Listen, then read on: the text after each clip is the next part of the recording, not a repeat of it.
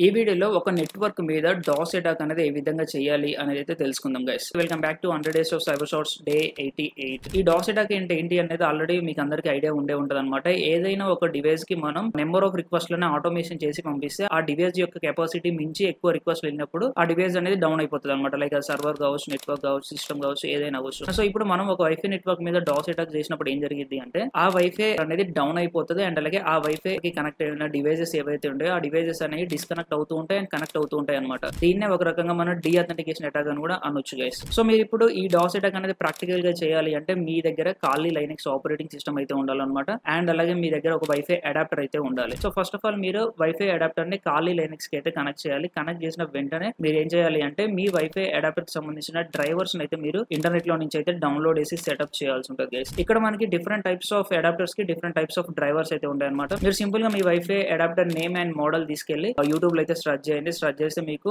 Drivers అనేది ఎలా setup చేసుకోవాలి ఏంటి అనేది చాలా వీడియోస్ అయితే దొరుకుతాయి అనమాట. ఆ వీడియోస్ చూసి మీరైతే మీ కాల్ లైనక్స్ సెటప్ చేసుకోండి. సో వన్స్ మీరు ఇన్స్టాల్ చేసిన వెంటనే నేను మీకు స్టెప్ బై స్టెప్ కమెంట్స్ అయితే మన బ్రాడ్కాస్ట్ ఛానల్ అయితే ఎక్స్ప్లెయిన్ చేస్తూ అయితే పోస్ట్ చేశాను అనమాట. సో ఆ కమెంట్స్ అనేవి మీరు స్టెప్ బై స్టెప్ ఫాలో అయినట్టయితే మీరు ఒక వైఫై నెట్వర్క్ మీద ప్రాక్టికల్ గా డాస్ అటాక్ అనేది మీరైతే పర్ఫామ్ చేయొచ్చు గైస్. అండ్ అలాగే ఆ కమెంట్స్ అనేవి నేను ఈ వీడియో డిస్క్రిప్షన్ లో కూడా అయితే మెన్షన్ చేశాను. ఒకసారి వెళ్ళి చెక్అవుట్ చేయండి. Thank you.